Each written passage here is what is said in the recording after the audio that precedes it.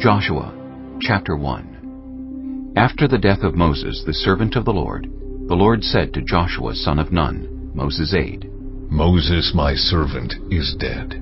Now then, you and all these people, get ready to cross the Jordan River into the land I am about to give to them, to the Israelites.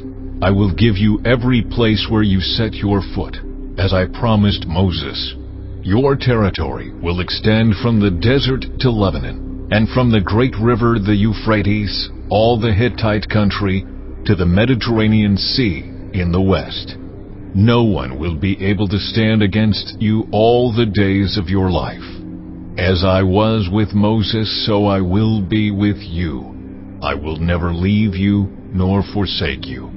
Be strong and courageous, because you will lead these people to inherit the land I swore to their ancestors to give them. Be strong and very courageous. Be careful to obey all the law my servant Moses gave you. Do not turn from it to the right or to the left, that you may be successful wherever you go.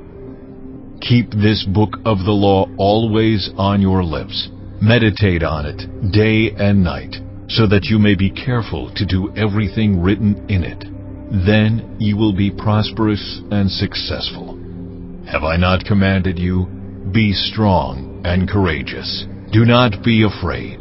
Do not be discouraged. For the Lord your God will be with you wherever you go.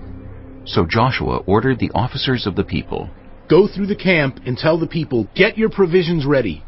3 days from now you will cross the Jordan here to go in and take possession of the land the Lord your God is giving you for your own.